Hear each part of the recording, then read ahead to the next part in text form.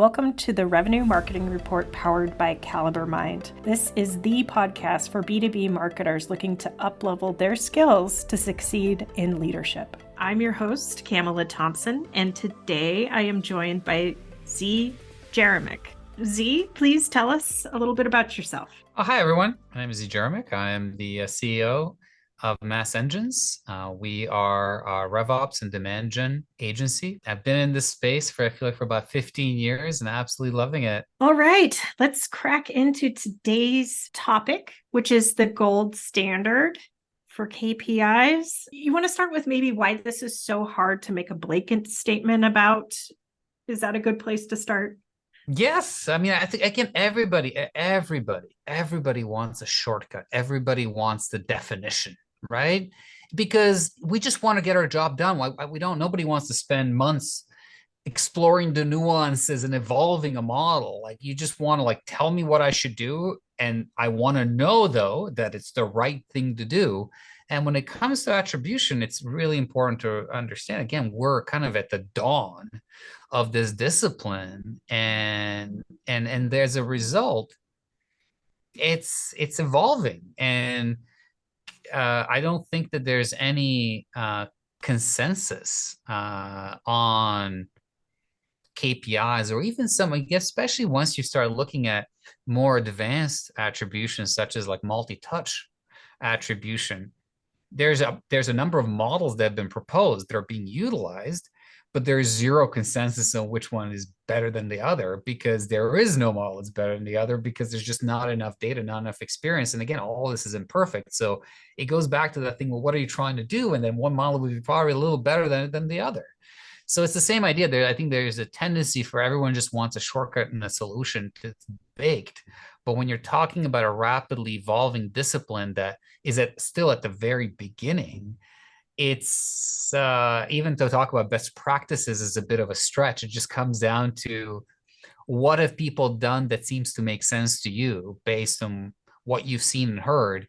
Start there and kind of evolve it yourself. And like we're doing here, share along the way with others, so we can all improve together as a team.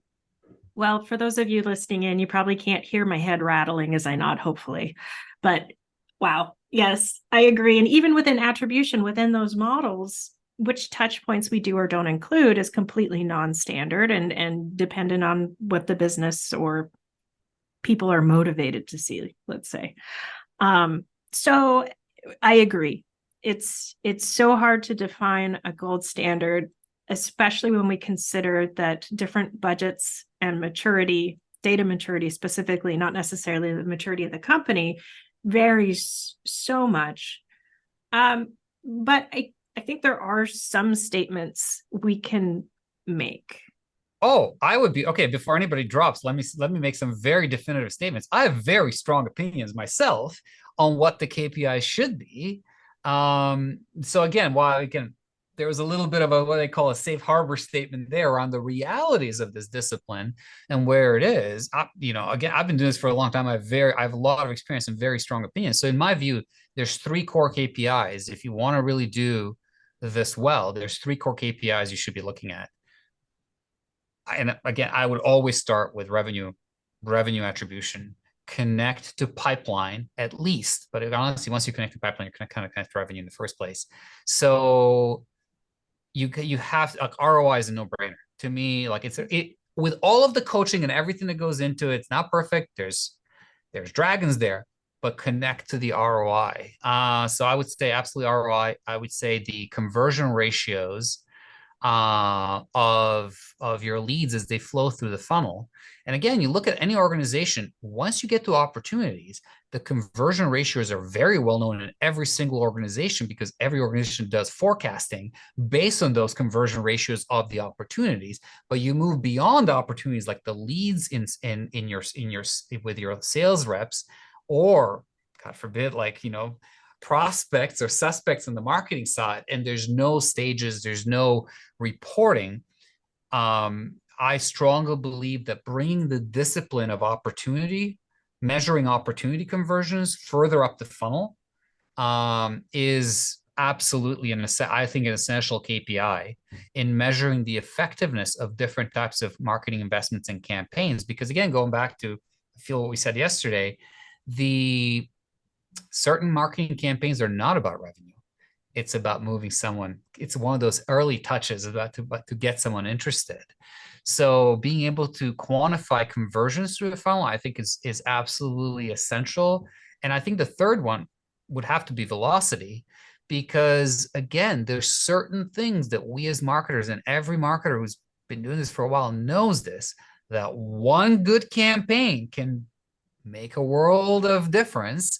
And you go back to the Draper, right? The magical era of marketing. No, a good campaign can make a huge impact. So being able to quantify velocity of the funnel can also help us quantify how different campaigns and different marketing investments are helping to move leads through the funnel. And obviously, the longer the sales cycle, the more relevant that is, right? If you have a sales cycle that's less than 3 months, yeah, that may not be a priority for you. Again, it goes along the lines of what you said, Camela. KPIs can differ. We tend to work with companies that have sales cycles of longer than 6 months, 6, 9, 12, 18 months. Velocity makes a huge difference in measuring velocity. So I would say those are my three go-tos: revenue, conversion, and velocity. How Oh, about you? wow.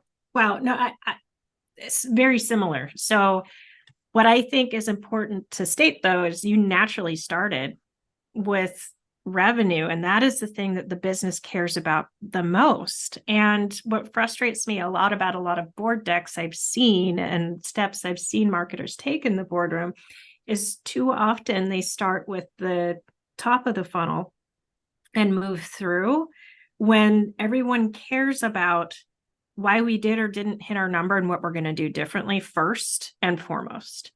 So the order is brilliant at minimum. And I don't care what kind of attribution you use. I don't even care if you don't use attribution. At minimum, you need to say, here's bookings, here's what we did to impact it, and here's what we're going to be doing differently to do it even better.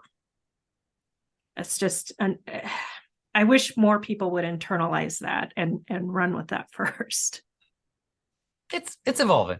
It's getting there. I hope so. I hope so. I agree with you, though. Knowing conversion rates, knowing velocity. The one thing I would caution, though, and I've fallen into this trap myself as a marketer, is noticing big variations in conversion and velocity and not starting with what you can control and what you can do differently, and saying, this is obviously a problem with our sellers. It's not a good look. Not a good look. Don't do that.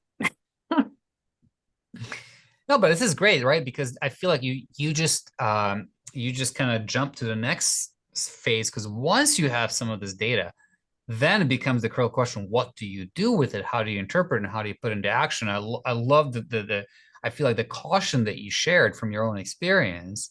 Start with your team. Start with what you control, and I almost kind of feel like that's the right place to start. And when you're looking at other teams, look more to, I think, to share and engage, to learn, rather than to deflect the cues and shift. Or at least have a private conversation with that leader alone instead of doing it in front of everybody. Another thing I liked about what you said is that in focusing on these specific metrics, you're coaching your team to also focus on some really important things. And I noticed a huge difference in my team's behavior when we moved from measuring MQL volume to pipeline. What they optimized for changed. And that's magic. That's really exciting. I love that you brought in. I mean, I feel like in a number of our ebooks, we literally stamped that quote from Peter Drucker, is that you can't manage what you can't measure. You have to, so you have to measure. And so this is exactly what you just said. So many marketing teams at best measure and therefore manage number of leads. What ends up happening is that you have the wrong incentive, because now anyone that fogs a mirror becomes a lead, because you're measuring yourself on how many leads you create. And And that oftentimes leads to disappointment and trouble down the funnel, because now sales team starts ignoring your leads because they recognize that most of the leads are junk. They're cold leads. They're leads, but they're cold. They're not ready for a conversation. That doesn't help sales team at all. And once you get the disengaged sales team, now even your good leads are going to get deprioritized. And that is a recipe for death, okay, that's a strong statement. That's a recipe for challenges moving forward when it comes to investing time into generating leads that then are not always followed up on. And I feel like that is kind of the bane of every marketer, knowing that you work so hard in a campaign and then learning later only 1/3 of the leads got followed up on rather than all of them. I don't think you overstepped or stated that too strongly, given our tenure for the CMO. And I think part of what's at the heart of that is not understanding that a savvy CEO with their eyes on the right thing will care much less about missing an MQL number if you knocked pipeline out of the park. We need to understand like what they prioritize. If we can get more efficient and produce more with less, everyone wins. They love that. So don't be afraid to, boldly state, yeah, we missed this number, but look at conversion rates are way up. That's a great story. Tell it. I love it. See, and that's exactly why we like to focus on conversions, because again, like when things are good, it's always good, great. The sales team is doing an amazing job. When things are bad, it's always marketing isn't doing such a good job. Therefore, we're suffering. So some of these KPIs that we're talking about here help provide a little more nuance to that conversation and help direct both how marketing invests their budget and in terms of how the message can get socialized around what is the contribution of marketing to the organization, the organizational growth and or challenges. Right. And you don't need a really complex multi-touch attribution model to figure out these things. You could rely on a last touch model and look at what they did immediately before converting into an opportunity and still get a really good idea of how effectively sales is executing on the leads. Of course, always focus on what you can control and make sure you understand how your mix or use of channels is impacting that conversion rate. Because I think we can't miss that. I absolutely, I love what you just said. I do want to touch on what we call vanity metrics really quickly, because I think some super seed early stage, that's kind of all they can get to. And these quote unquote vanity metrics are going to be important for different marketing functions over all time. But why do you think that people call them vanity metrics to begin with? I mean, I'll give you my unvarnished read on it. I mean, they're vanity metrics because they're not meaningful to the business, right? They're meaningful to a specific stakeholder or leader. And I also think it's a bit of a diss, but I would argue it's become a more rightful diss as time has gone on, because there are a lot better metrics to measure.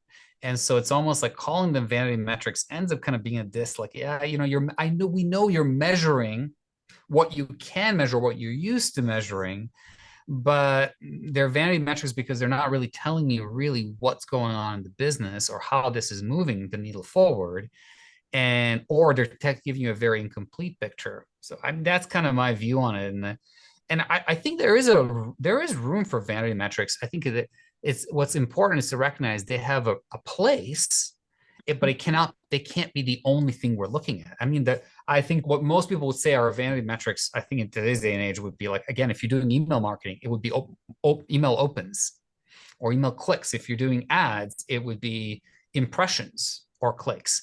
Again, all of these things are actually valuable things to understand and measure, but they're only a part of the picture. You have to look at the bigger picture. Email opens are a factor of two things: deliverability and subject lines. And more than often than not, it's the subject line that drives the email opens. As long as your deliverability is decent, it's going to be the subject line. Email clicks, it's the same. It's the design layout of your email, and more importantly, the positioning and of your call to action, your CTA. So these things are actually very important to measure, but they're tactical. So what you really want to be looking, and that's why that some people call them vanity metrics, when people use these metrics as the only metrics your whole department's reporting on, well, that is a vanity metric because it rightfully belongs on like level 3 or 4 of a reporting hierarchy that your department should have.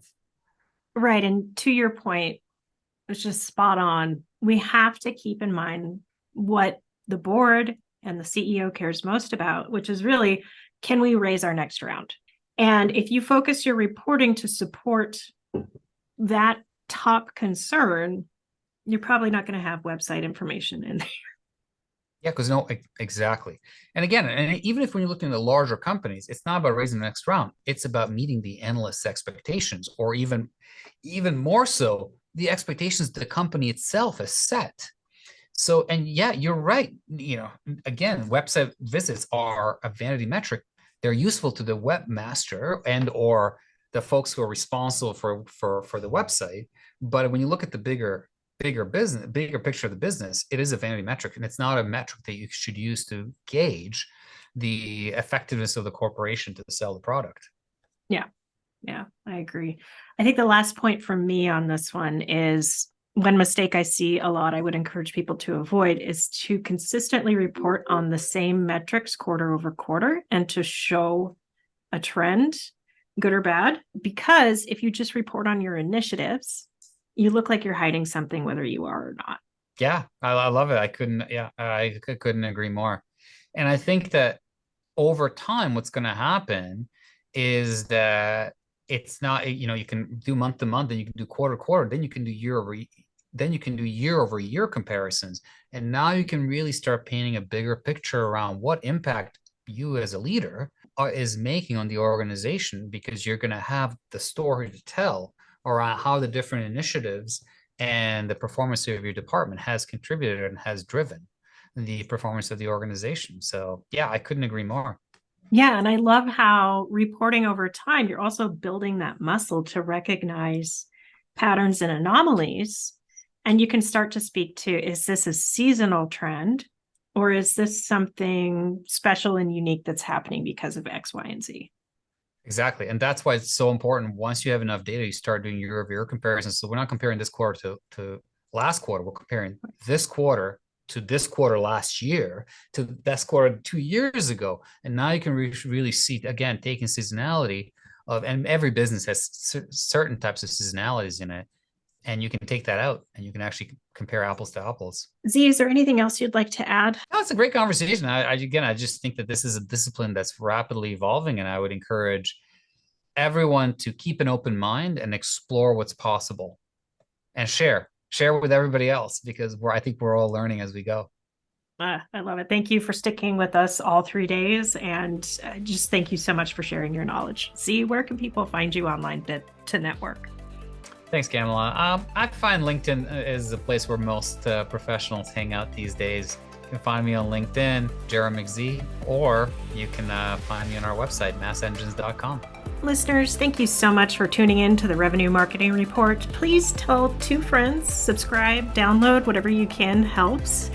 And for those of you looking for more great content like this, check out caliberbuying.com.